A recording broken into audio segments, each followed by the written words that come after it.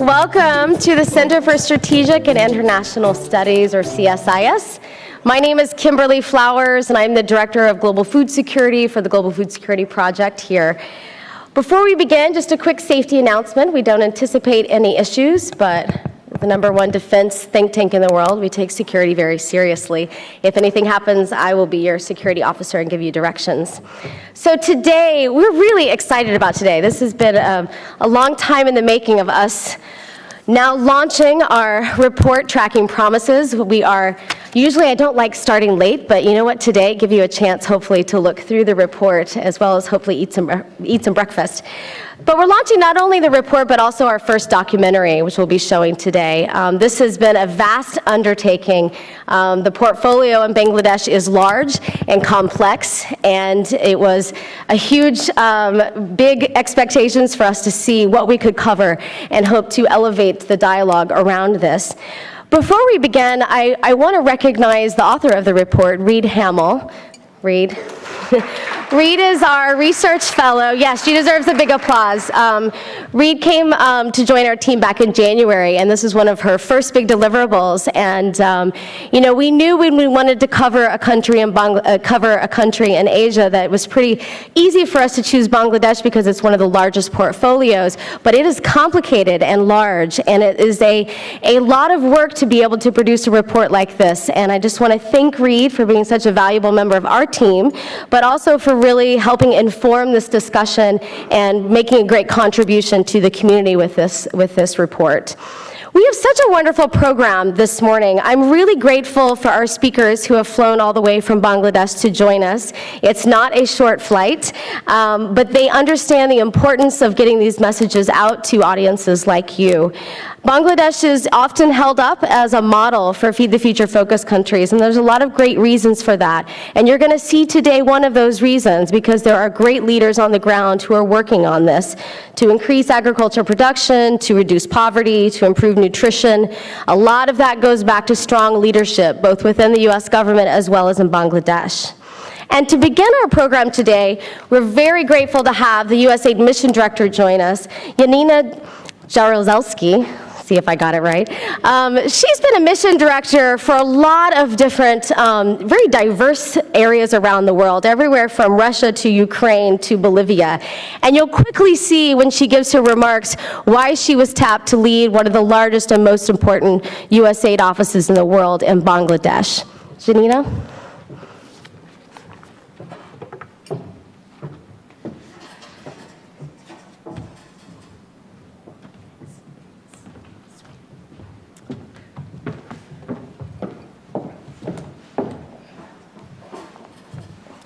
Had a mishap recently, so I have my crutch here. Thank you. Good morning. And as we say in Bangladesh, Assalamu alaikum and namaskar. On behalf of USAID Bangladesh, I am really delighted to be here today.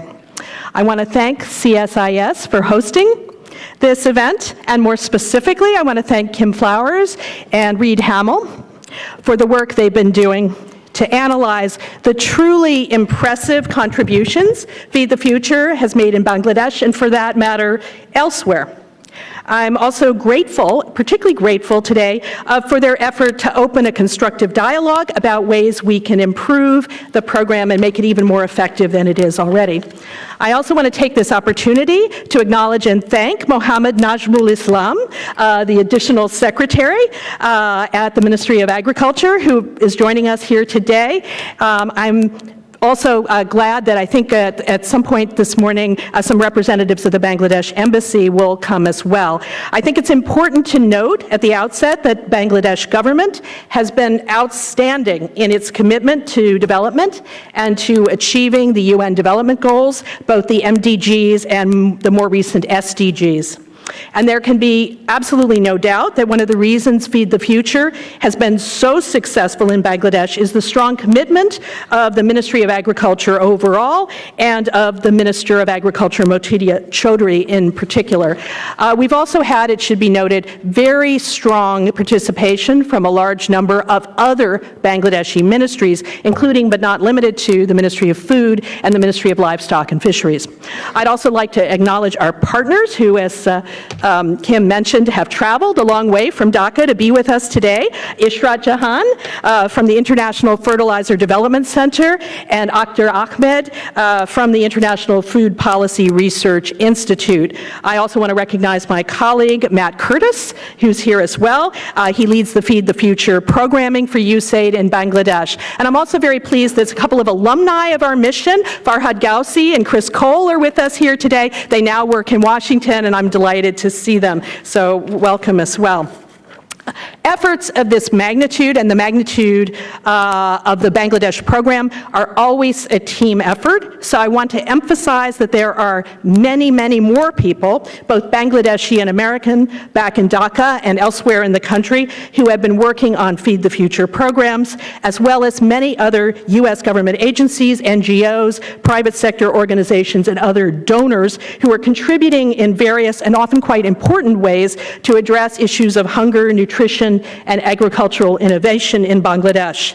One of the pleasures of working in Bangladesh is the tremendous spirit of teamwork and collaboration that exists among donors and the broader development community, and I can say that not only in my capacity as USAID director, but also in my capacity as chair of the local consultative group, which is the group that unites all multilateral and bilateral donors in Bangladesh. Last, but certainly not least, I want to thank all of you for taking time out of your busy schedules to be here today. I really appreciate your commitment to these programs and your interest in discussing how we can make them even more effective. For many people, and I would say particularly in the U.S., too many people, especially those who don't know the country very well, the image of Bangladesh has been crystallized in the now infamous phrase, usually attributed to Henry Kissinger, basket case. Ooh, basket case. This phrase, in one short and really rather cruel and condescending label, implied that the country was utterly mired in poverty, disasters, overpopulation, hunger and starvation, and worse yet, that it always would be. It implied that the place was hopeless, that nothing would ever change, and that there was really no point in even trying. Those of us who have lived and worked in Bangladesh know that Bangladesh has long since proved that cynical phrase completely wrong. If there was ever any truth in that phrase, which I tend to doubt, there certainly is none now.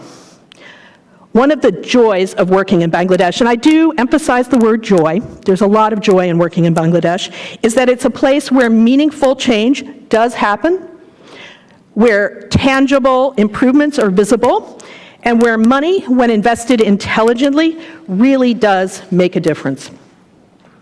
Though Bangladesh continues to face serious challenges, including lately a very serious rise in violent extremism experienced, and unfortunately, during the horrible attack at Holy Bakery in July, which got large amounts of international attention. The story of Bangladesh since its birth in the early 70s and up to the present is really one of remarkable and extremely impressive progress. Bangladesh is today, despite the negative things in the news, a place of achievement, as well as a place of great hope and promise. And it is emphatically in the geopolitical interest of the United States, and I do emphasize that because this is the Center for Strategic Studies, that it's emphatically in the geopolitical interest of the United States to see Bangladesh succeed. With a population of about 160 million people, Bangladesh is the third largest Muslim-majority country in the world. Bangladesh is, and I really want to emphasize this point because I think it sometimes gets lost, Bangladesh is, by any standard, a very big country. It is bigger by population than Canada, bigger than Australia, bigger than Germany. It is, in fact, is bigger by population even than Russia. Most people don't realize that, but that's a fact. Bangladesh is bigger by population than Russia. At the same time, those 160 million people live in a territory the size of Iowa, and those of you who know Iowa know that Iowa has a population of about 3 million people. So 160 million versus 3 million people, that's quite a difference.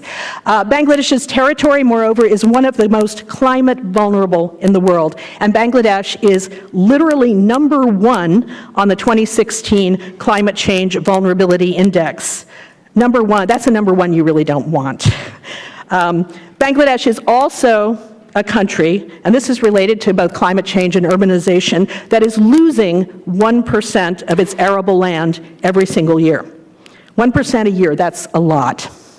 So in face of these realities, these very significant challenges, what Bangladesh has been able to achieve in the past few decades is incredibly impressive.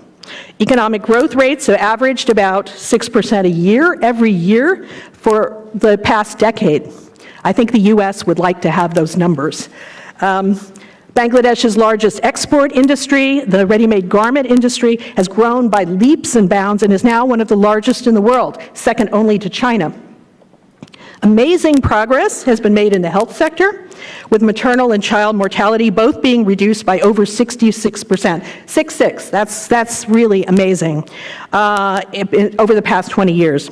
And diarrheal disease, which as recently as 15 years ago was a major killer, especially of children, is largely under control. There's also been remarkable success in family planning.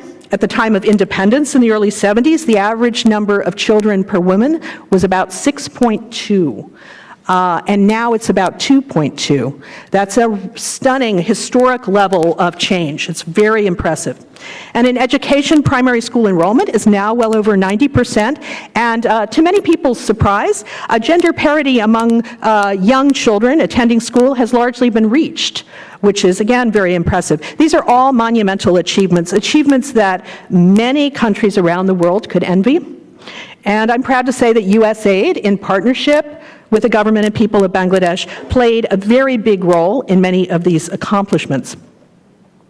In fact, Bangladesh's progress has been so substantial that it has now set for itself the quite ambitious goal of achieving full middle-income status by 2021, which will be the 50th anniversary of the country's independence.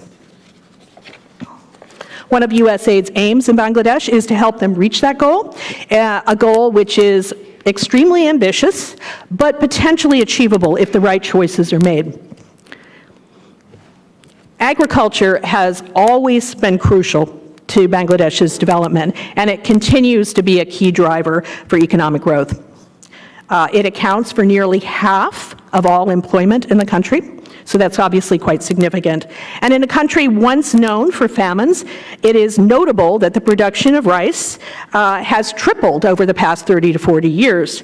And Bangladesh, despite the losses of arable land and despite the increases in population, now produces rice, enough rice to feed its people. And that, since rice is the staple crop, that's again a huge achievement.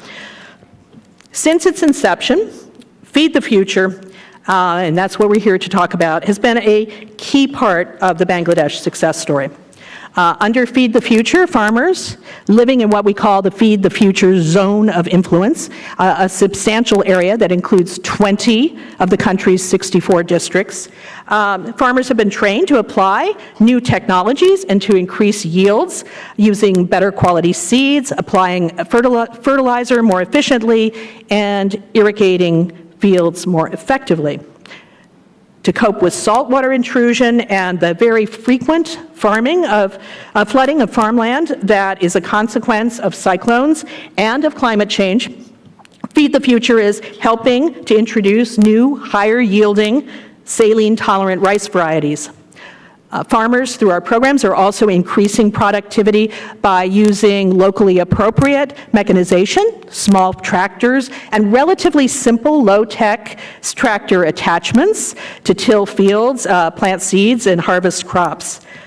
Feed the Future programs are also making an impact, and sometimes people are not as aware of this, in aquaculture, where small-scale farmers and hatchery owners are now using healthier fish seed, stock, and hatchlings, as well as other higher quality inputs to raise significantly larger volumes of fish and shrimp, which is incredibly important for protein, among other things. These are just a few examples, just a few of the type of work that is being done, and I hope you'll be hearing more about the work both in the documentary that Kim is going to show and also in our panel discussion. What's particularly important to me is that these initiatives have made a profound impact on participating Bangladeshi farmers and their families. It's just one example among many that could be cited. I'd like to share a little bit about one participant, a Bangladeshi farmer, a very humble background, humble means, Taroni Shikari. Taroni is a rice farmer in the southern district of Barisal, which is part of the zone of influence. Taroni learned to farm from his father. That's a very typical scenario that, it goes down generation by generation. He learned to farm from his father. His father liked to tell him, rice is our life. Rice is everything. Rice is our life. Unfortunately, using traditional seed varieties and traditional cultivation techniques produced small yields, even though Taroni's father and family worked very hard every day. And Taroni's father, and later Taroni himself, as he grew to adulthood, really struggled to survive, really struggled to make ends meet. As a grown man, though, with children of his own, Taroni heard about the Feed the Future activities from his local agricultural extension officer, and I think that's important. It shows the integration of our programs into the system. So the local agricultural extension officer is an employee of the government of Bangladesh, but he heard about Feed the Future from him. He signed up for some Feed the Future trainings, and through them, he learned how to use a number of new techniques. For example, he learned to use the fertilizer deep placement technique, which Ishrat may talk about a little bit more, I'm not sure.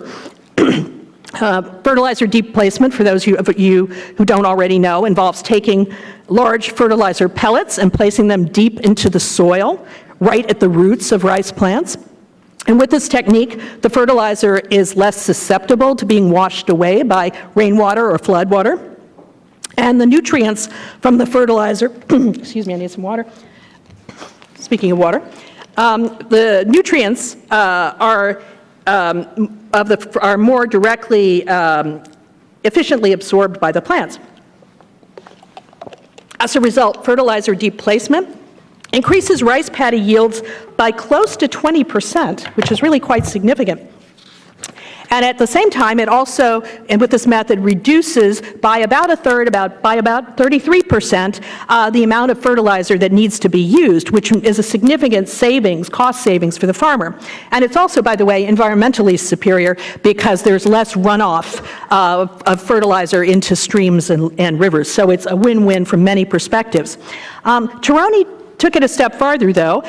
He, like many Feed the Future farmers, went on to apply the deep placement technique he'd learned for rice to his vegetable crops as well. And as a result, he now increased his vegetable yields. He has more vegetables to sell. He's earning more money. And at the same time, and this is equally important because one of the goals of Feed the Future is nutrition enhancement, his family is also consuming more vegetables themselves. And so the nutrition of the whole family has been improved.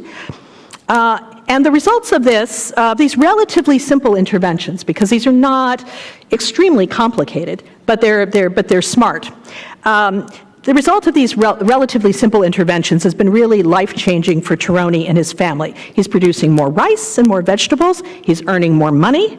With the additional income, which he's a smart guy, so he's using his additional income very well. He's now sending his daughter to Barisal Paramedic College, and he has bought a bicycle for his son, and the son now rides the bike to a school that's several kilometers away from their home.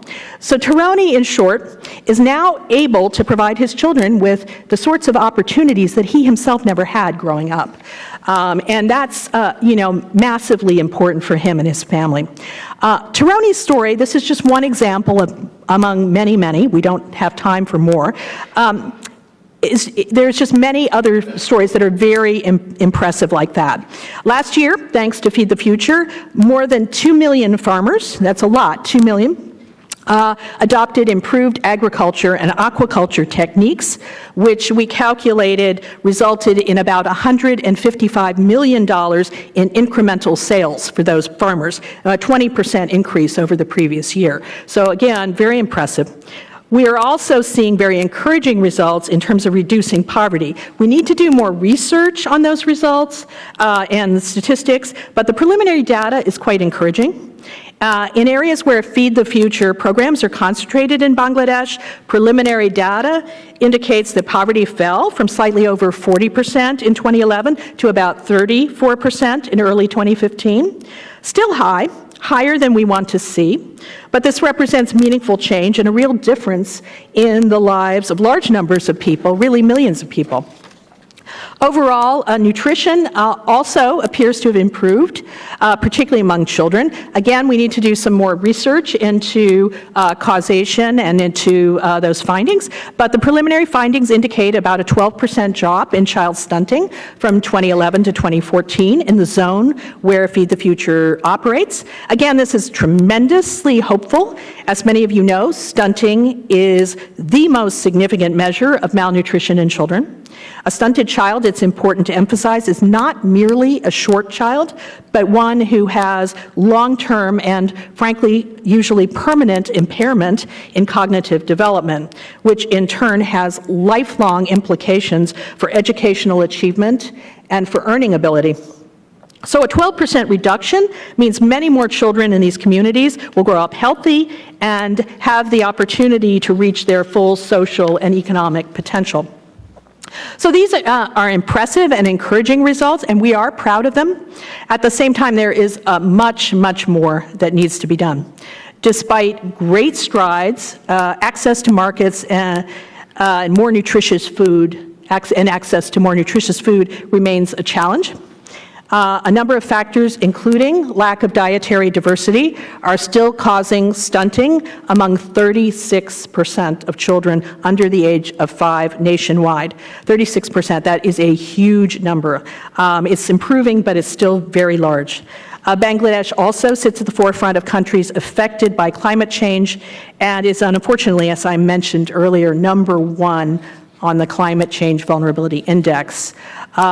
So climate change is already hampering agriculture in coastal areas where soil salinity and frequent flooding threaten the food security, nutrition, and livelihoods of literally millions of people. So this is why it's important, from my perspective, very important to continue to invest in Feed the Future programs that are evidence-based and that build on success. Particularly in the era of budget constraints and cost-cutting, and I know since we're in Washington, everybody is very aware of that, we must invest our taxpayer dollars wisely, and Bangladesh is a wise investment from many different perspectives. I also need to note, though, that Bangladesh is one of the larger Feed the Future programs worldwide in absolute terms. At the same time, I would argue that it is significantly underfunded. And that may seem paradoxical to some of you, but this is why. Bangladesh's Feed the Future zone of influence, with some 27 million people, is larger than the entire population of many other Feed the Future countries. On a per capita basis, Bangladesh is the second lowest funded program in the world, even though it has been widely acclaimed as the best performing. I think we should be asking ourselves the question, does that make sense? Does that make sense? Today's event is therefore a really valuable and welcome opportunity not only to celebrate the very real successes we have had, but also to discuss some of the current challenges and opportunities we face. And I'm looking forward to a discussion of how we can sustain and reinforce our efforts to help Bangladesh fight hunger, poverty, and malnutrition, how we can make the people of the United States more aware of what is being accomplished, because I'm not sure that people are always aware. How we can emphasize the strategic and geopolitical importance of ensuring that Bangladesh stays on its trajectory of success. because I think that's very important to us and to the Bangladeshis and to the world at large. And what more, this is fundamental, what more we can do to help millions of Bangladeshi men, women, and children achieve the brighter future that they need, want, and deserve. So I thank you very much for being here. Onek Donovan.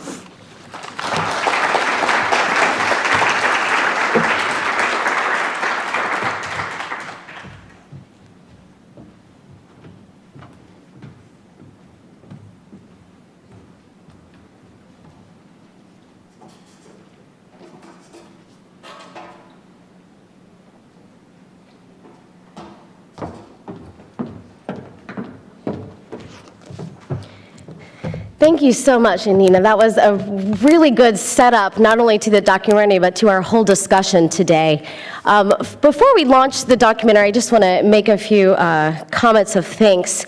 First goes to someone who's not here with us because he's in Bangladesh, but the wonderful footage that we got for this piece was from a Bangladeshi videographer who traveled with us to the field. His name is Salman Siad, and he was just exceptional in many ways. He's a freelancer who's worked for a variety of people from NPR to BBC to Discovery Channel, but he understands the issue. He was fun to be with, and he got some exceptional footage that we can't wait to show you. He also is a good photographer, so you'll see his photography in the report alongside mine. I also want to recognize Justin Kinney, who I see in the corner. Justin is a former PBS NewsHour foreign editor and senior producer. He also is now the owner of Small Footprint Films. And we worked with Justin as an external producer to help us create this film alongside with CSIS's iLab, which is our creative team here at CSIS. So with no further introduction than that, we can watch the film.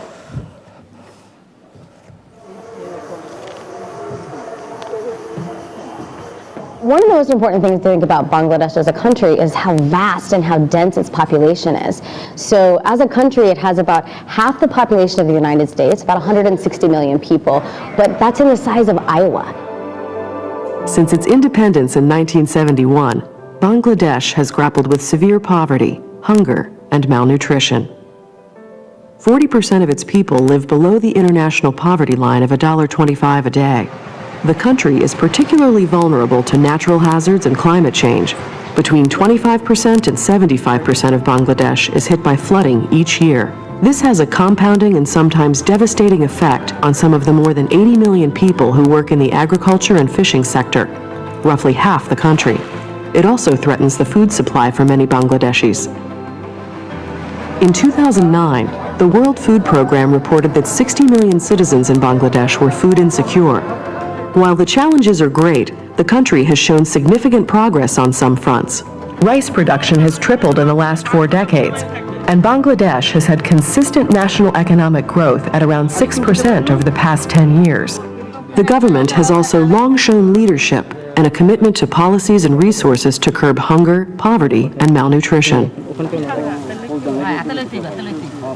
The United States has become a global leader in addressing these issues, particularly through its food security and nutrition initiative called Feed the Future.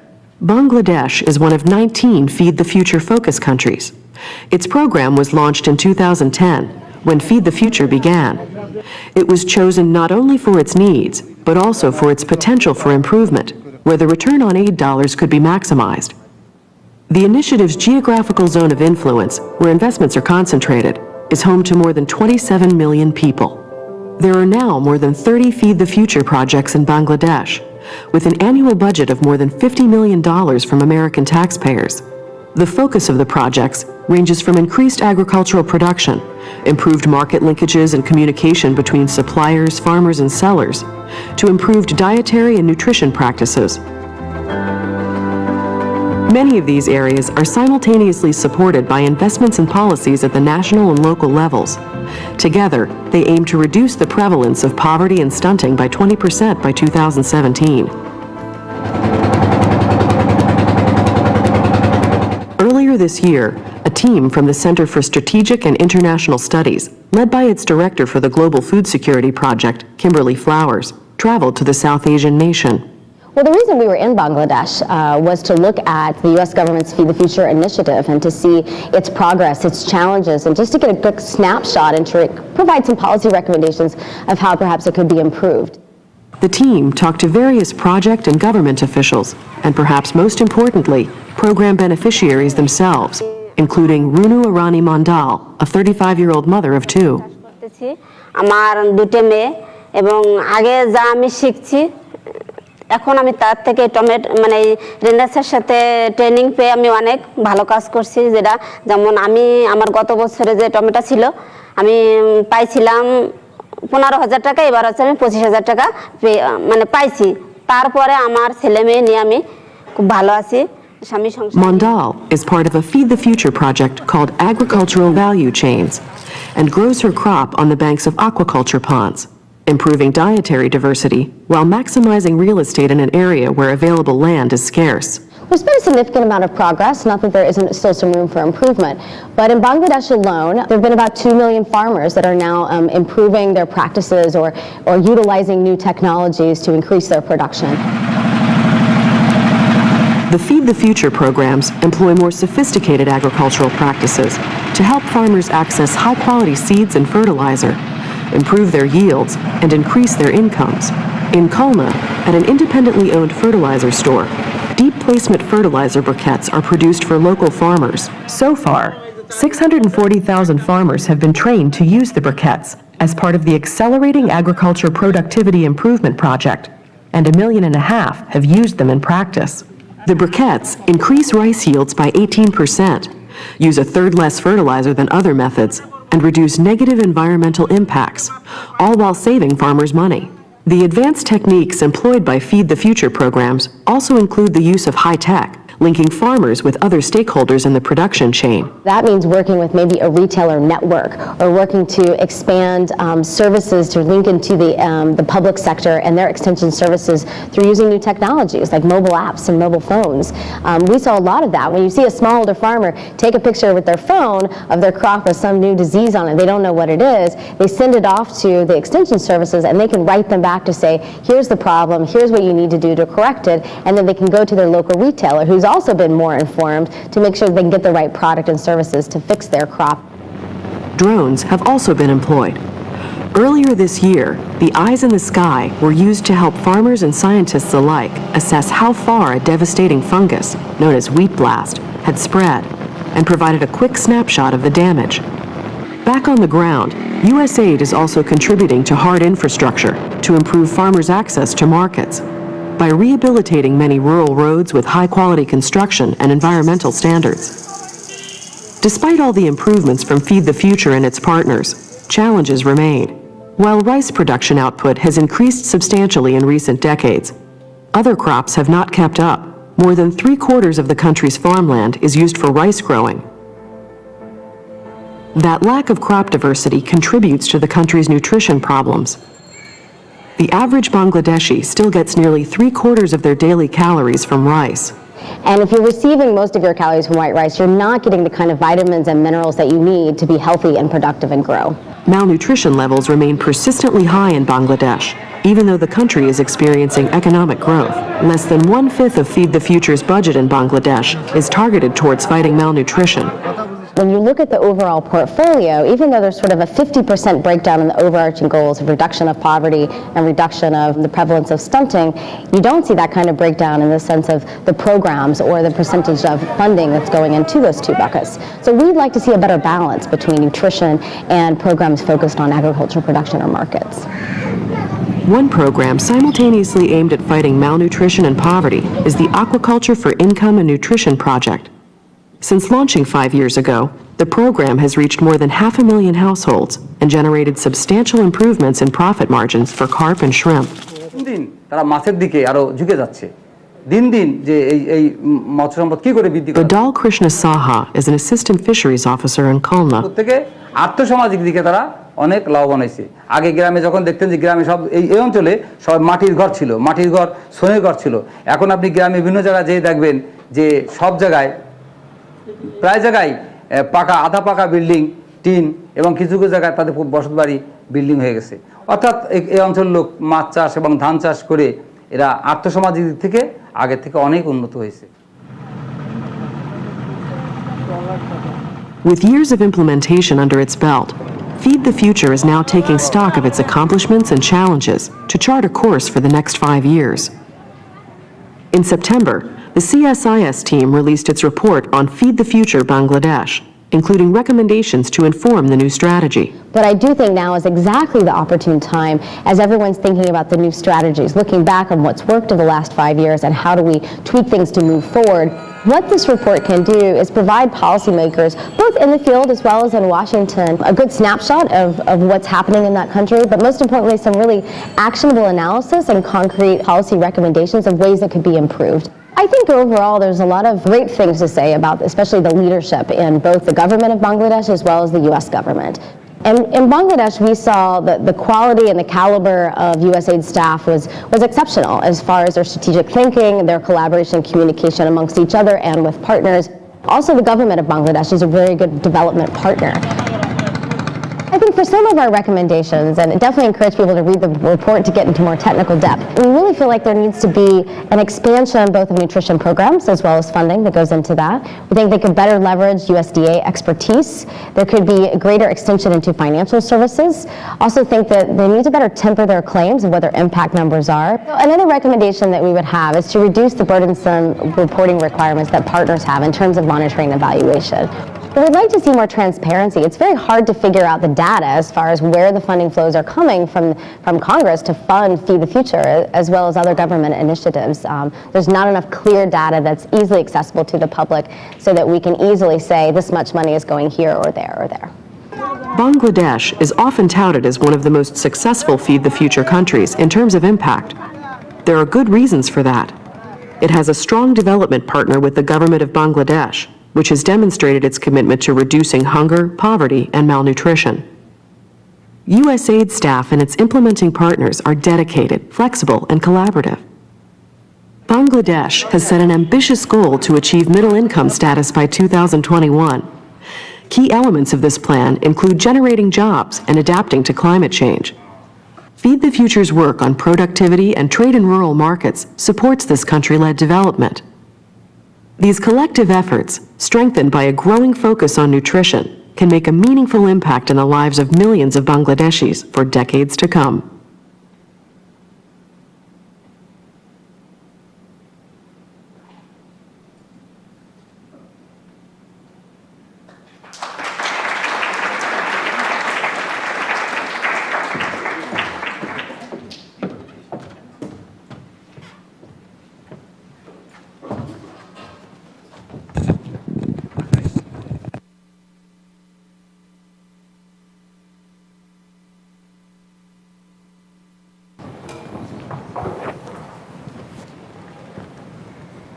To begin our discussion today, we're going to start with the Honorable Additional Secretary Mohammed Nazmul Islam from the Ministry of Agriculture. You have had decades of experience working in this as a civil servant, and Janina emphasized this, but and we said it in the documentary, but we can't emphasize enough that part of the reason of Feed the Future's success in Bangladesh is because of the country leadership that's been committed to this long before Feed the Future arrived, and that's a very important component of why it's successful. So we look forward to hearing from you. Yeah. Thank you, and thank you all for coming here and to see what we are doing in Bangladesh to feed our people. We have a good democracy now, and our political leaders are committed to our people to feed the entire population and to eradicate hunger. As Janina was telling, that in 1971 we had 120,000 hectares of agricultural land, and we had 75 million population. And till 1990, we had to import food to feed our people. But from if you take the base in 90, now we have 82 million hectares of land. The arable land has been continuously reducing at 1% per annum due to infrastructure development, due to factories and other roads and communication. And the population has been doubled almost. It is now 160. In other way, it is said that 170 million. But we are now surplus in food, although the cultivable land has been reduced to a great extent. The main reason is behind this that we have started it as a challenge that to our utmost, the priority the government fixed that to feed our population. And you know, it is very much scarce now to import food items from other countries because everywhere the production is now, the trend is declining. So we had to face various challenges like ecological challenges, training of our farmers, training of our officials. And by this time, we have developed a very strong extension service, agriculture extension service. And we have almost 3 officers in each of our unions, and with a workforce of around 15,000 officers. We are extending our extension services. We have also 8 research stations. Our first goal this year, we have declared within ourselves that research and development. We have no other way but to indulge in continuous research to innovate new high-yielding varieties, new technologies, because our population is ever growing. So we need to have more high-yielding varieties with, and along with more drought tolerant, more submerged tolerant, this sort of varieties. And also what Yelena told that about the food diversity. In the past, the per capita intake of rice was around per day 460 grams. Now it has been reduced to 380. Yes, it has been reduced to 380. So it is declining. And there is a theory that if the per capita income of the population increases, then the diversification of food is imminent because people have more choice, more ability to buy various types of food.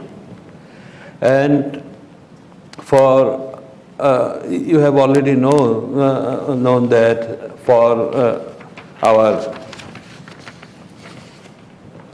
challenges, we have our some policy strategies which we have already undertaken and we are going to undertake. And for this, we have established an agriculture policy support unit with the help of IFRI and financed by USAID. And we have zones in our country, southern zones and northern zones. In northern zones, due to climate change, the water level has gone very low. So it is very much hard nowadays to extract water more than, even if you go to 180 feet or 200 feet down. So from our ministry, we have already banned new digging of deep tube wells, and we have already, our scientists invented new types of dug wells from where we can have irrigation in our agriculture product. And for southern region, which is very much prone for climate change and salinity, we have taken a master plan for the southern region and that plan was developed with all our development partners. Yelena knows it very well because I placed it before all our development partners in a conference like this. And that was the main theme of that plan, is that we want to shift our agriculture from northern part of the country to the southern part, which is a single crop area. We want to develop that area as a 3-crop area in future, and we will do whatever is needed to do that. You all also know that we have 8 research institutes in our country, and we have very good research workforce within us, and we have also taken it seriously to develop our research people and to award them PhDs and other MSs, to send them abroad and to do more research, because our all research nowadays, we cannot sit indefinitely, so we give them always target. We assign some group of researchers and ask them to develop this sort of varieties. We want this within 1 year or 2 years or 3 years, but we are giving targets, and they are so efficient that we are they are developing new varieties by cross breeding and other things.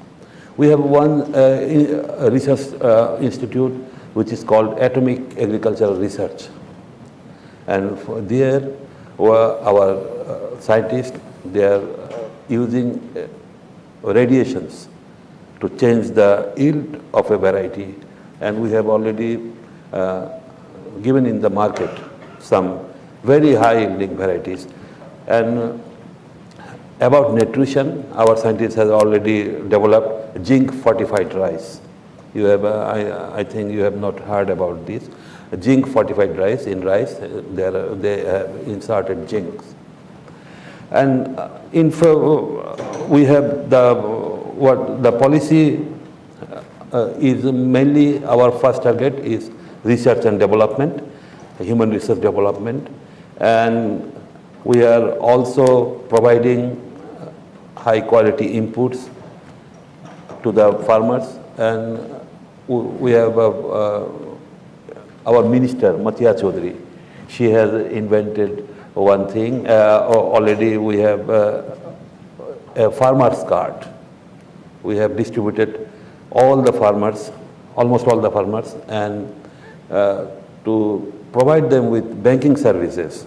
We instructed our banks to open accounts with a small amount of money. It is around 8 cents. I was converting it.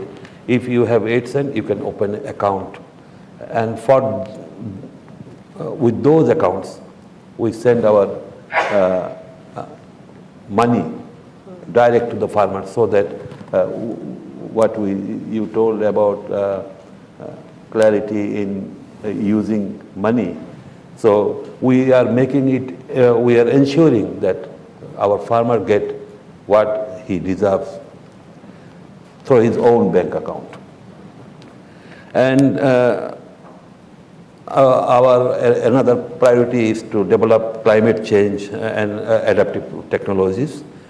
And we also want to develop more efficient irrigation management system, because in our northern part, we have seen that by extracting water from deep from the soil, it is now going to be a desert.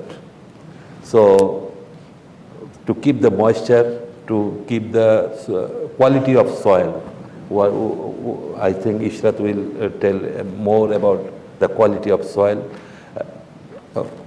We are giving more emphasis to keep the quality intact, so that we can yield more money. You have already, some of you know that we have already started biotech in our agriculture. And our minister is, what I should say, Yanina, our minister is a number one champion for biotech products. And we have already introduced biotech eggplants, BT brinjals, and we are going to deliver BT potatoes very soon. We have already introduced BT cotton in our country also. Some critics say is that biotech products are not good for health. But with the help of Cornell University of USA, we are researching it, and some insecticide company, they filed suits against us not to promote biotech. But we own, and the High Court in our country ordered us to examine the product in third country, and we sent it to UK, in UK laboratories, because we are also concerned about our people. So we sent it to third country to examine whether there is any health hazard. But the result is very nice, and we are going all out for BTs. And in future, we will also launch BT in every production, every type of food, because there is no other way to feed. Because ever increasing population, there is a stage where the yield will stop, but population will not stop. So we have no other way to, but we have to go for BT. And I thank you for this report, but I would be happy more if this report tells more about our cereal crops. And I talked with the author that if possible, next time you can go for cereal crops. And I also thank you and CSIS for inviting me here, because we want to know your opinion about our development. And by 2021, we are going to be a middle income country, and by 2050 we will be in the developed country. This is our aim, and we will definitely achieve it. Thank you. Thank you so much. Nazmo, I particularly appreciate your emphasis on research and development. Yes. And we're going to hear that theme a couple of times over about not only the vast and dense population, but couple that with climate change and how you have to have new technologies to have drought tolerant and high-yielding varieties, and usually the only way to get that is through technology. So I really commend your government and your minister for continuing to be champions in that. Yes. Thank you so much. Welcome. Ishrat, you've been working in this field also for decades, starting off in the government and then with IFDC for a long time. We featured the briquettes and talking about the deep placement urea that you saw, and the technology is led by this woman and her project. So we look forward to hearing your remarks. Thank you. The International Fertilizer Development Center is one of the important partners of the Feed the Future initiative. On behalf of IFDC, I would like to extend our thanks to CSIS for inviting us in this event, and also I would like to extend our special thanks to both authors, Red Hamel and Kimberly, for producing this informative report. We are implementing this Accelerating Agriculture Productivity Improvement project. You have seen in the film, which we actually focused on this intermediate result on farm productivity increase under the mission's Feed the Future result framework. Our main focus was to improve productivity. And the goal is, of course, is to ensure food security and accelerate income growth for the rural farmers by increasing agricultural productivity on a sustainable basis. So we worked with multiple stakeholders that involve both public and private sector actors to promote the efficient use of agricultural inputs through an integrated approach. In fact, we put our emphasis on climate smart technology diffusion, such as promoting among the farmers the use of drought or saline tolerant seed varieties, fertilizer displacement already mentioned both by mission director, and also to a limited extent, I mean, we are promoting the alternate wetting and drying. Our director or additional secretary, he mentioned about this problem of, water table. I mean, it's really going down, especially in the northern regions of the country. So we really need to save our water as well.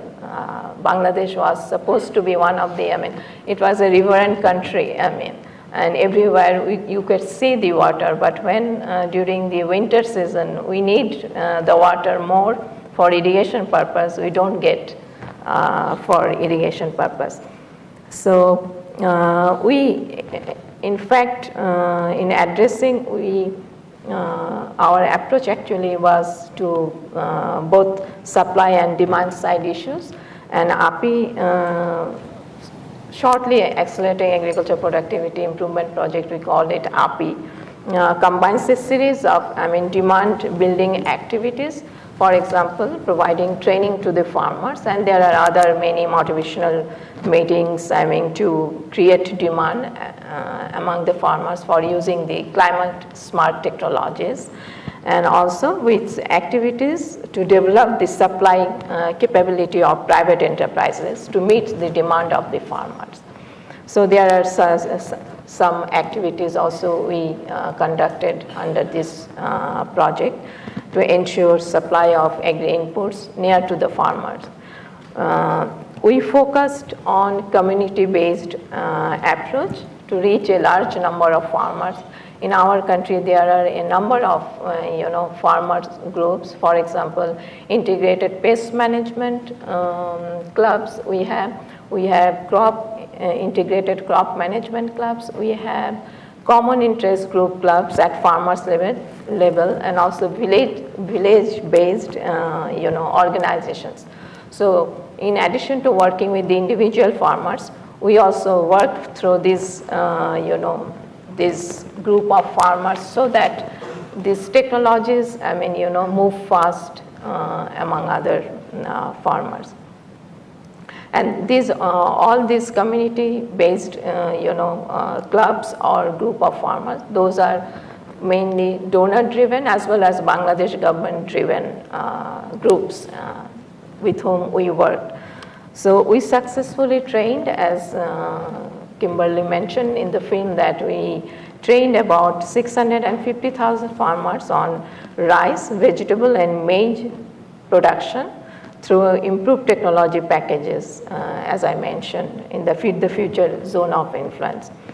Also in this process, actually, we trained 40,000 women farmers, especially focusing on horticulture crops.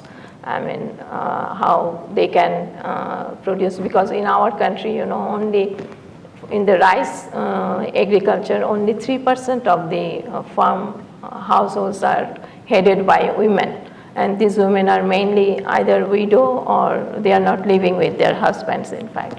So most of the women, they are growing near their homestead some kind of vegetables. They are involved in vegetable production. Of course, most of the rural women are also involved in post-harvest technologies mainly. When after harvest, most of the work is being done by women.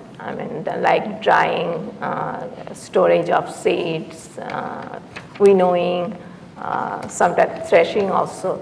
Most of the part, being done by women farmers. So after this, this training and all those, motivational activities, this has really led to increased production of farm incomes. When they are contributing more to the, resilient livelihoods, in fact. So, as our mission director, she mentioned about Toranikanto Shikhari. We have, Torani is only one example. We have a numerous number of farmers who really improved their, income by using these good agriculture practices. And in terms of yield improvement, of course, IFRI has done some survey, And we also are doing every season, we do some sort of survey, I mean, what yield improvement is being increasing or not. We have seen on an average 800 kg per hectare with 30% less use of fertilizer. And that has been already been realized, I mean, through this Feed the Future initiative programs, different programs. It's not only API, there are other programs. In fact, one good thing about the USAID Bangladesh mission is that they used to bring all the development, partners in meetings on a periodical basis, and where we can interact with each other and where avoid any duplications, and we can rather complement each other activities. And so we worked with like CISA project, we worked with CISA MI project, we worked with World Fish Aquaculture project on the dikes. They produce vegetable, so we provided training to their beneficiaries as well. Similarly, I mean, we interacted. I mean, this was a team effort. I must say that the credit goes to the USAID Bangladesh mission. I mean, Kimberly already mentioned about this, the USAID Bangladesh missions, their high quality and the approach, the team approach, which really helped. According to recent IFRI study, I mean, we have seen that over a period of 4 years, of course, Dr. Ahmed will, correct me if I am wrong, that the yield has only over a period of only 4 years, the yield has increased, I mean, which is the productivity has increased by 5%, whereas the total production has increased by 8%. So when I compare this with the Bangladesh national statistics, this survey very much, I mean, is in accordance with the, coincides with the Bangladesh government statistics as well. If I see that the rice production in Bangladesh has increased from 31.96 million ton in 2009-10 to 34.71 million ton in 2014-15.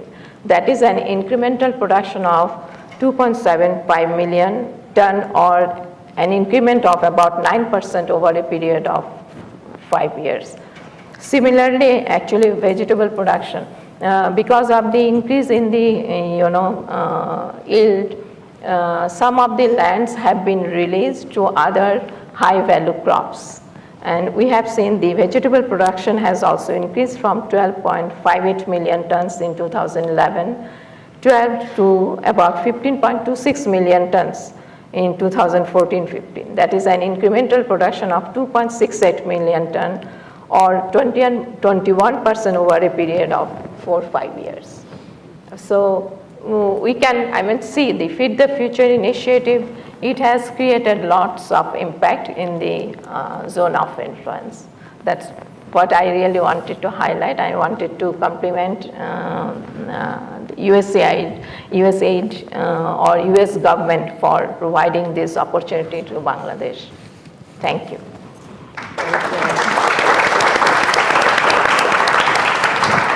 You leave a lot of good points in there, from talking about the importance of female empowerment and working with women farmers, the community-based, as well as keeping private enterprises engaged.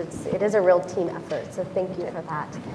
Moving on, Dr. Akhtar Ahmed, you've worked in a lot of different countries, and your background in as an ag economist, working for World Bank and USAID, and now IFPRI, you have a broad spectrum on this topic, so we look forward to hearing from you. Thank you very much, Kimberly. It is great to be here for this launch of the Feed the Future Bangladesh report. IFPRI has been working in Bangladesh for more than 3 decades. We have been working with the government and also private sector and think tanks on policy research and also capacity building, institutional capacity building in the country. More recently, in May of 2010, we organized, upon a request from USAID, the Food Security Investment Forum, and where we, together with Bangladesh government and local researchers, produced 6 thematic papers, and those papers provided the foundation for the country investment plan for food security, agriculture, and nutrition. Since October of 2010, we have been working or implementing a program called Policy Research and Strategy Support Program.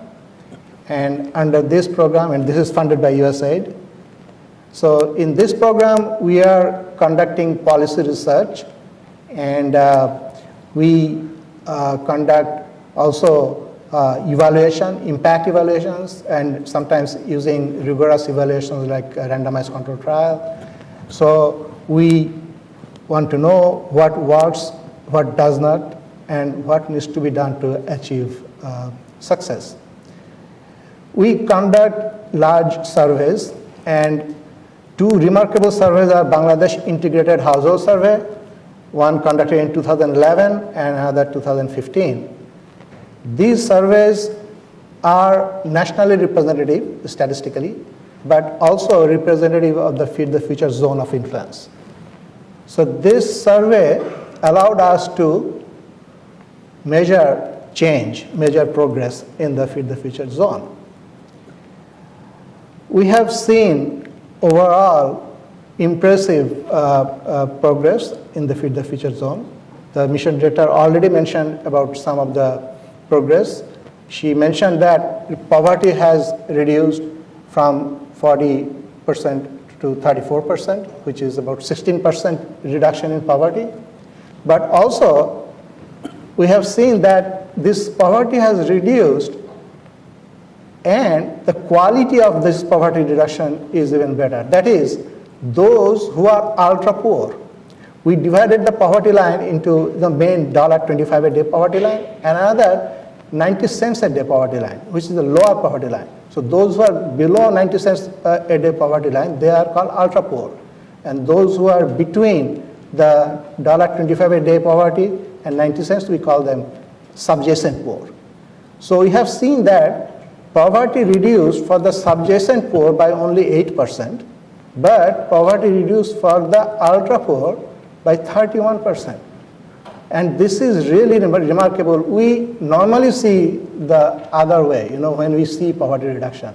It really does not happen very often that the poorest of the poor are moved above the poverty line, because they are very difficult to move up. Those who are just below the poverty line, you can move them up quite easily. So this is quite a remarkable finding from our survey. We have also seen that women's empowerment, and we measured this women's empowerment through an index called Women's Empowerment in Agriculture Index. It's developed by IFPRI together with USAID and Oxford University. Using this index, we have found that women's empowerment headcount increased from 27% of women in Feed the Future being empowered to 41% in 2015 in 4 years. So that is another remarkable achievement. So now there are also challenges. Several challenges are remaining. One of the biggest challenge is undernutrition, or child stunting rate particularly is still very high. In spite of reduction in child stunting rate in the Feed the Future zone and in Bangladesh overall, still 32% of children under 5 years of age, they are stunted. And their mothers do not have diversified food, and also these children do not, about 4 out of 5 children do not get minimum acceptable diet. So why Bangladesh, in spite of high economic growth of about 6% economic growth and lot of development in other areas, education and everything, why stunting rate is so high still in Bangladesh? One of the main reasons is early marriage. Early marriage of girls. Girls get married, and according to our survey, in rural areas, the average age of marriage is 17 years. And also, from our survey, we found that about 50% of the girls, they give birth between age 15 and 19. So And many of these girls are undernourished. So when an undernourished teenage girl gives birth, so her body competes for nutrition with the fetus. And fetus invariably loses the battle with the mother. So that is one of the major reasons why we have these underweight children, underweight babies. And these underweight babies, low birth weight babies, they become the stunted children. So their growth is impaired, their cognitive development gets impaired, and it's very difficult for them to get out of the poverty trap. So that is one area that I think is very important to address. We have seen that the resources in the Feed the Future zone is quite modest. So to be effective, we need to target. We need to target areas, like there are areas in the zone. Barisal is one area where the rate of stunting is even higher than the average stunting, and also poverty is stagnant in area. So geographic targeting, we need to target specific age groups in the family, like adolescent girls and also rural youth. We also need to target programmatically. That is, we have seen again from our poverty analysis that when share of total income, the non-farm share of total income, when that increases, then people move out of poverty easily. So this shows that the importance of non-farm employment and income generation. And also the same poverty analysis has shown that women's empowerment, when women are empowered, also they move out of poverty easily. So about the non-farm income generation, there are areas where USAID is already working. One is this mechanization. The rapid mechanization is happening in Bangladesh. So rural youth can be engaged for productive employment. Currently about 1/5 of the rural youth age 15 to 22 years, they do not go to school and they are unemployed. So this group of people, they need to be targeted. They need to be engaged in different types of activities. Farm mechanization is one, vocational training for repair and services, and also another very important area is food value chain. Food value chain also gives a lot of employment opportunities like packaging, transportation, and things like that. So target the unemployed youth, target the programs, and also nutrition sensitive interventions. Nutrition sensitive interventions, one I think remarkable program that Mr. Islam has not mentioned, but this is called Agriculture, Nutrition and Gender Linkages, or ANGEL. Angel, yeah. The ANGEL project is implemented by the Ministry of Agriculture. We have designed that program, and we showed that in the concept of the ANGEL program, the Minister of Agriculture liked it, and she said that Ministry of Agriculture will implement this. So the program has started in October of 2015 in 16 districts. This is an experiment. This is an experiment with 5 different modalities of linking agriculture to nutrition through women's empowerment. And in 2 years, after 2 years, based on this research-based evidence, then the government and the Ministry of Agriculture will design a national program. And this is probably the first, it is the first actually in Bangladesh that any ministry is using a rigorous randomized control trial to create evidence, and then based on the evidence, we formulate policy. So this is quite unique in Bangladesh. So nutrition sensitive agriculture. Another area is what also we found from our research that with the World Food Program, the research was funded by USAID. We did a study on safety net transfer modalities, cash, food combination, and safety net transfers, cash with nutrition behavior change communication. We found that although cash and food transfers, they improved food security and also reduced poverty, but only when cash is combined with nutrition behavior change communication knowledge, then we saw 7.3 percentage point reduction in child stunting in 2 years, which is about 3 times more the rate of child stunting reduction in Bangladesh. So this is also another, it's proven through this experiment that it can be done. So these are some of the things, programmatic targeting, age group targeting, and geographic targeting. So I think if we do that, then we can see more impact of the Feed the Future program. Thank you. Thank you so much. You emphasized a point that Yanina also made of that with modest resources, the impressive progress that you've seen. And I especially like your emphasis on evidence and rural youth. I think that's something across the board that Feed the Future should and probably will be looking at more in the next strategy moving forward. Next, we have Matt Curtis with us, and Matt is new as the Feed the Future team lead, but not so new to Bangladesh or to USAID. And tell us about why is the program so successful there? Well, thank you, Kimberly, and I'd just like to thank the CSIS leadership for creating this space to have this dialogue. And it is a pleasure to be on stage here with the Honorable Additional Secretary Nazmul Islam, with Ismat Jahan, and with Dr. Akhtar Ahmed. And thank you for your interest in Bangladesh and in development and food security. The agriculture sector in Bangladesh is changing and developing rapidly.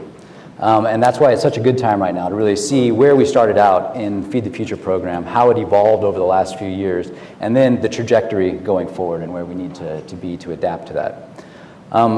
Initially in the Feed the Future activities, we focused a lot on productivity, like Ishrat was saying.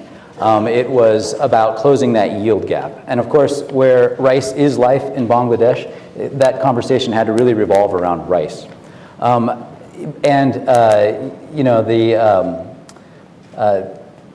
the mantra was intensification. It was growing more rice on less land to open up diversification for nutrient-rich crops, for crops that yielded more income. And these efforts have been largely successful. As has been already stated, Bangladesh is food secure in terms of rice production right now. And in fact, in the Feed the Future zone, although they're producing more rice than ever before, the area cropped in rice is actually 5% less. Now that may not seem like a lot, but when 70% of the total area is cropped in rice, a 5% reduction, that's a lot of lentils, that's a lot of mung beans, all right, we're talking about. So we're seeing that farmers are able to grow for what the market is demanding. Now that is a thick statement right there. And there's a lot of things that are necessary for that statement to be true, and I'd like to unpack it just a little bit. First of all, the signal has to come from the market to the farmer. But the farmer has to have the capacity to be able to have the knowledge, this extension services, both public and private extension services, to be able to grow that crop. They need to have mechanization services, crop protection services. They need to have the inputs to be able to grow that crop. Then they have the linkages, transportation to the market. And that's what we're seeing happen right now. We're seeing this market system not completely working, but it's beginning to work. Some of those foundational pieces of the market system really are coming together. And this is a market shift in that spectrum from subsistence agriculture to commercial agriculture. We see Bangladesh speeding towards commercialization. And this is something that we're very excited about. It's why it's such an example, because it really is probably farther along than most other Feed the Future countries. So a lot of the lessons learned coming out of Bangladesh are very applicable to the other countries. So how does this impact our programming? Well, early on, the Feed the Future programming really did a lot of, and I think the OPI project kind of exemplifies this. It did a lot of project delivery. The extension services weren't there.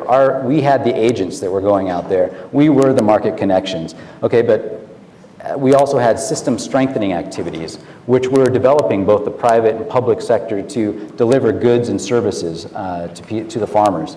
And we're starting to see the benefits of those system strengthening activities to where they're actually delivering those goods and services, and we don't need to supply those anymore. And so we're going to be shifting away. You'll see in the report it kind of breaks our activities into production, systems, nutrition. You're going to see, I think the majority of our funds went towards that production element. You'll see that shifting more towards strengthening these market systems. And the benefit of that is obviously it's more sustainable, and it's much more easy to scale. So, and I really do appreciate this report. It's really stimulated a lot of conversation at the mission here in Washington. There's two points I'd like to bring out. One is nutrition. I think it ties in with Dr. Akhtar, and women's empowerment. In 2010, since 2010, we've had really dramatic results in decreasing stunting. We've been able to contribute to that. And given that we are on track to a 20% reduction, but our understanding of that nexus between agriculture and nutrition has really developed over the last 4 or 5 years. The multi-sectoral approach towards getting at nutrition in a holistic way has really developed. It wasn't until 2014 that USAID came out with a policy on multi-sector nutrition, and they gave us a conceptual framework to use. And the mission has adopted this framework, and we've actually developed our own strategy based on this framework, where the technical offices can layer in our different nutrition activities, whether it's the health office, the education office, the agriculture office, safety nets, and see where are the gaps in our programming so that we can really target it more. We had success, but I think we can do a better job, as Akhtar said, of targeting and accelerating that decrease in stunting. So I think going forward, we are going to be putting more resources towards nutrition in the Feed the Future program. We've asked for an additional $5 million in fiscal year 2017. We have a $25 million 5-year activity solely funded by Feed the Future. It's going to be in design phase this fall. It's on the business forecast. So I think we are going to continue to have great results, but I think in a more strategic and targeted way, putting more resources, we're going to actually be able to surpass those targets that we've set for ourselves. That's our ambitious goal, but that's what we want to do. And related to that is the women's empowerment. As Akhtar had mentioned, that women's empowerment is really related to nutrition, and that it's significantly correlated in households where there was women were empowered. There was also household dietary diversity, greater household dietary diversity, as well as production diversity, which means there's more access in the markets.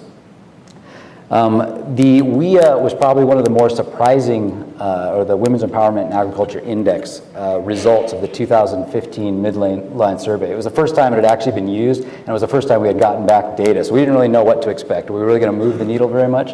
And to have it go from 27% empowerment to 41% empowerment, really, it was very happily surprising. And the way that was achieved was to focus, there's 5 domains of empowerment, and really focused on the 2 most constraining was leadership in Bangladesh and access and control over productive resources. So our activities targeted interventions to increase women's participation in group membership, in public speaking, in access and control over these resources. And that really did impact. It gave us a quantitative way to see what are the constraints and then address those. So as exciting as those results are, I think we also need to realize what this measure is. It's a measure of empowerment in production. And women are engaged beyond production. They're engaged as employees in the value chain. They're engaged as entrepreneurs in the value chain. And so going forward, again, looking forward, how are we going to account for this overall empowerment? We're in the midst of modifying this survey or adapting it so we can look at empowerment across our portfolio as well as in a more granular way in entrepreneurs, in employees, and again in production. The issues of mobility, especially for entrepreneurs, is going to be different than at the production side. So there are so many interesting and fascinating things to talk about in this report that it brought up. So I thank you for that. But I think for right now, I better hold off, and I look forward to continuing this discussion. Thank you, Matt. We're thrilled, of course, to hear that there might be more funding in attention to nutrition. In the interest of time, I could ask these guys questions for hours, but I will hold my tongue, which is not easy, and I will turn to the audience for you to ask questions. We'll take I'll take a round of questions first. Raise your hand if you have a question, and we'll come around with a microphone. Be sure when you have a question to introduce yourself with your name and where you're coming from, so we know. We'll start right here with Paul. Thank you to the panel. Paul Gannett, I'm with ACDI VOCA. I thank you, and I wonder if the USAID mission has some guidance or suggestions regarding the synergy and communication possibilities between and among programs. Bangladesh has a hard need, and it has a lot of programming. Realizing the synergies is going to be important. Perhaps you have some suggestions. Great. Other questions? Yeah, let's come right over here to Amy. Yeah. Hi, Amy Ostrander from Project Concern International. A similar related question. In the zone of influence, apart from Feed the Future, there's also a significant amount of investment from other departments in USAID, from the Bangladeshi government, from local NGOs. And so if you guys could comment a bit on the collaboration and coordination with those other efforts and how they're adding to and how Feed the Future is plugging into or layering with those efforts. There's a bit of a mention of the other USAID projects in that zone in the report, but if you could talk about that more broadly. Great, thanks. Other questions? Any from this side of the room? Let's go right there. Good morning, I'm Naja Bracey from Food for Peace office.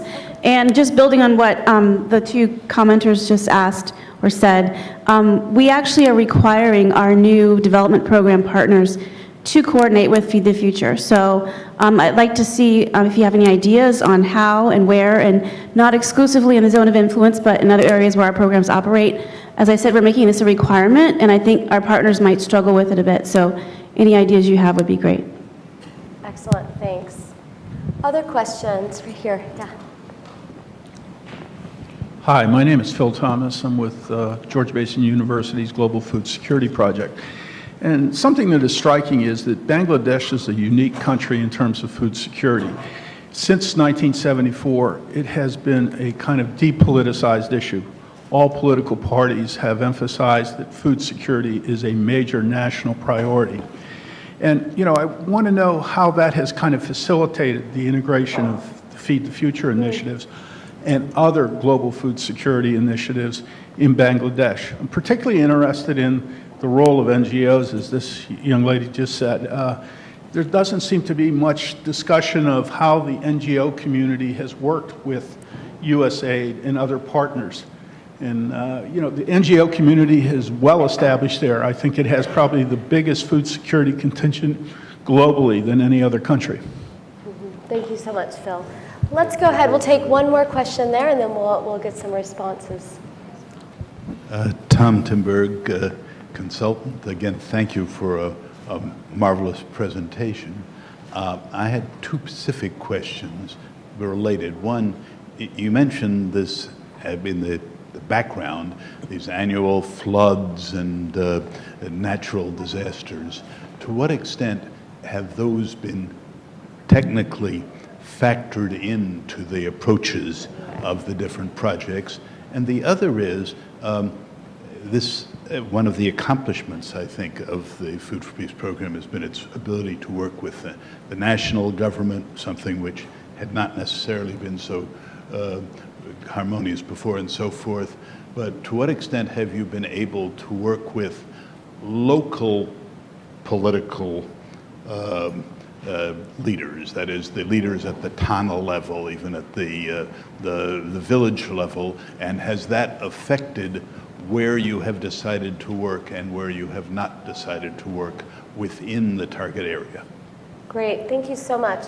Let's go ahead and turn to our panelists. Matt, of course, I'm going to turn to you first. Because a lot of that was around communication and collaboration. And as you probably, I think we said in the documentary, but definitely in the report, this report is one of a series that we're doing, I should say. And the first we did on Tanzania as a deep dive country case study, which we launched in March. Our next will be Guatemala, which we'll launch next year. And I can say from my own experience that we were incredibly impressed with the communication and collaboration we saw between partners. It's something that really should be emulated in others. But can you elaborate on that as well as some of the other points that they brought up, especially the food for peace and other collaboration issues? Yeah, between partners, of course, there's a lot of informal communication. There's people that have been here for 30 years plus, a lot of these people, and they know each other, and they continue to work together. There was a recent analysis done of coordination within the Feed the Future program, and they said, what's working. In particular, we have a nutrition coordination group, which has been really effective. I think it's mentioned in the report, as well as a gender working group. And what made those successful? And it really was USAID leadership.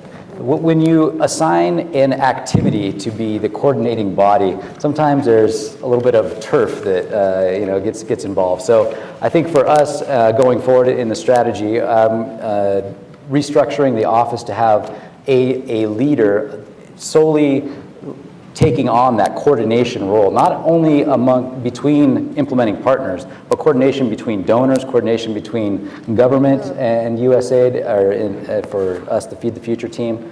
So I think we're going to be, going forward, taking a much more active role in that. As far as Feed the Future and Food for Peace, this is something that, is being talked about all the time in every country, and I think it's every country kind of has it, approaches it differently. For us, previously there was a lot of overlap, geographic overlap between Food for Peace and Feed the Future.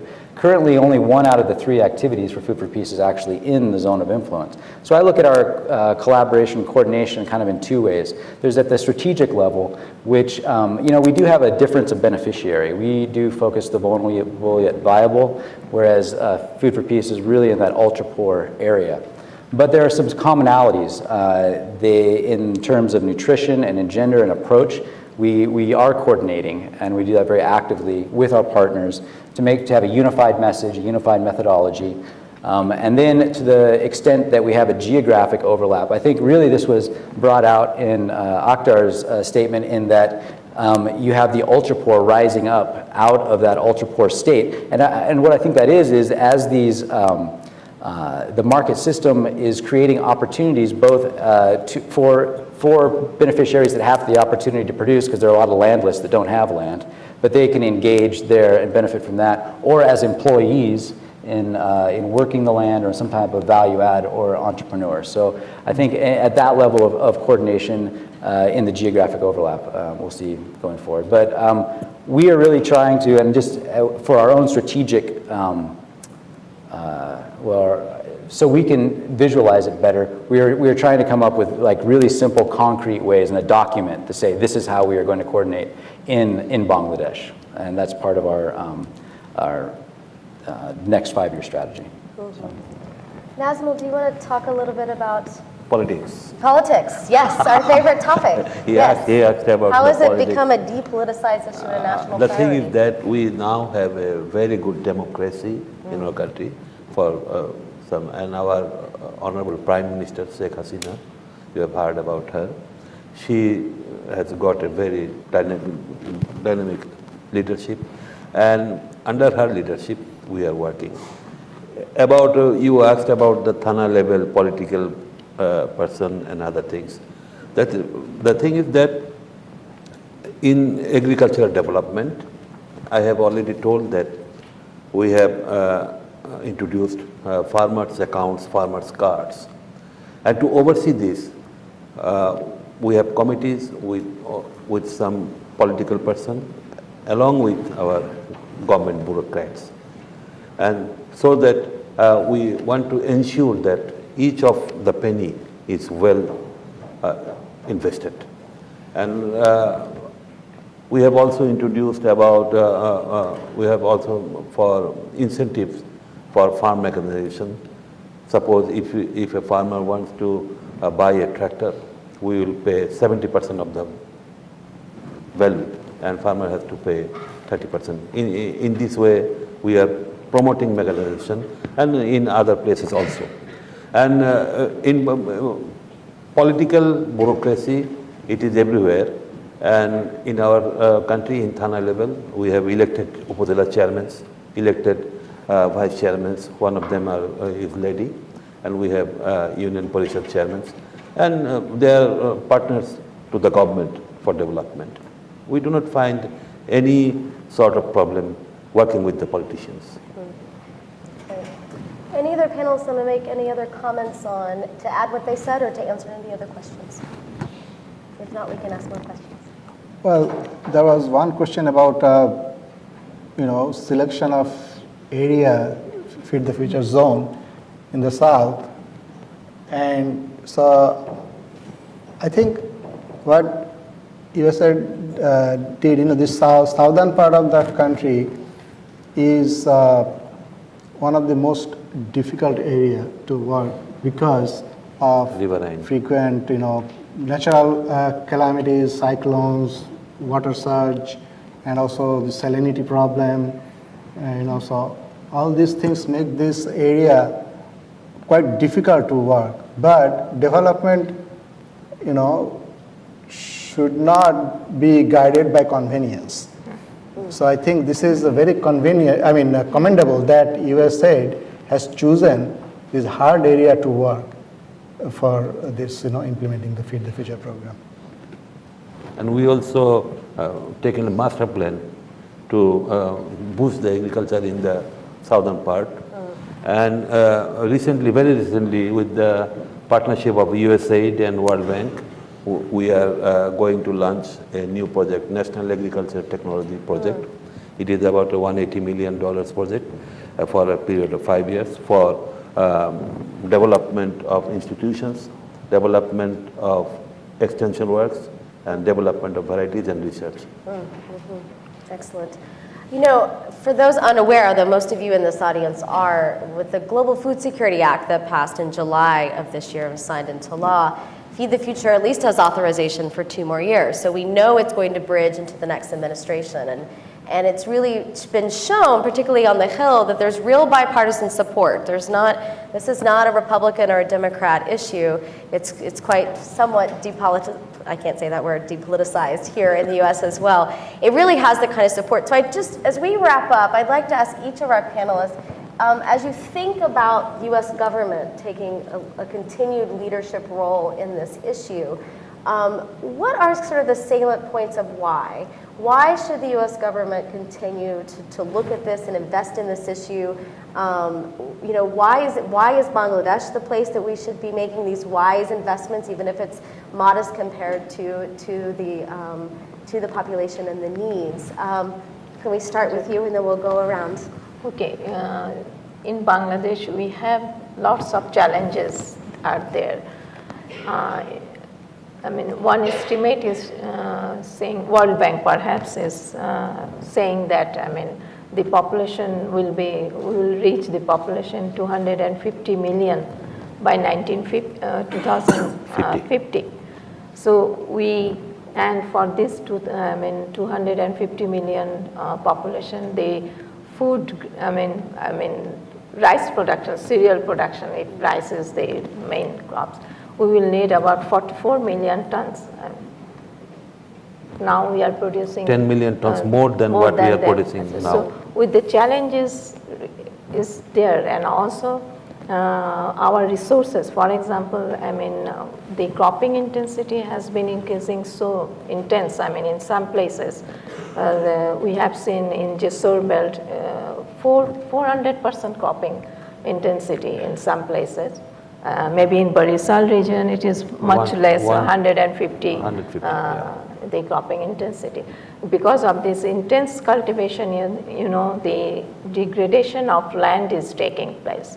According to one estimate, we have the Soil Resources Development Institute. Recently, they have done one survey where they are showing that we have about 8 million hectares of land, cultivable land. Of that, 7 million hectares of land are degrading.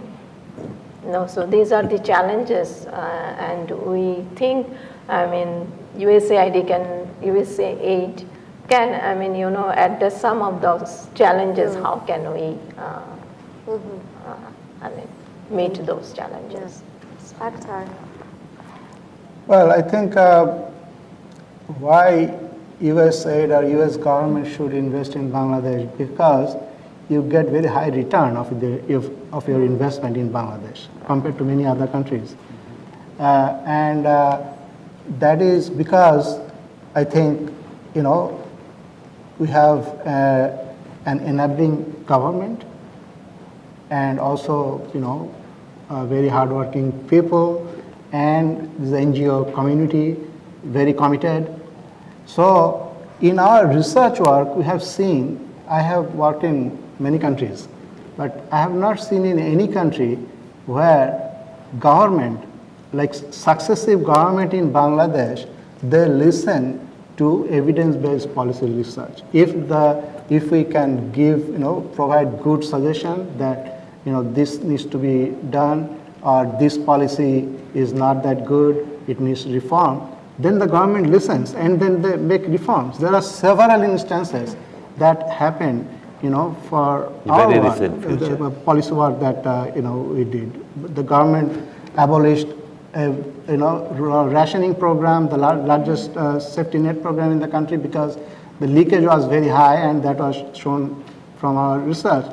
The government abolished that. Then the government asked us to find an alternative program. So we came up with the idea of Food for Education program, the first of its kind in the world.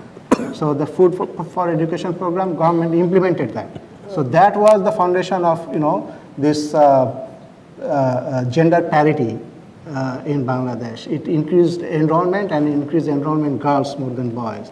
So there are several instances where, research-based, evidence-based policy recommendations, government take very seriously in Bangladesh.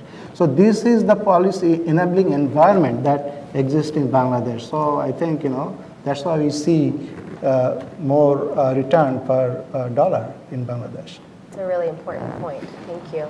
Matt, some final words? I agree exactly with the points that were brought up here. I think that to continue to invest in food security is important, because I think that there definitely is a transition plan. Their economy is diversifying, and they're reaching that middle income status. There really is that high potential for success. That there's going to be a graduation day one day from USAID, and that'll be a great day. But I do think that our potential for success there is it's worth the investment. And we're learning so many other things from that we apply globally. Can you project the graduation day? Yes. Yes? 2041, our target year. Everyone write that down. It is our target Right. year, and before that, we will achieve that target. That is our commitment to our people by our Prime Minister. Exactly. Thank you so much for all coming today.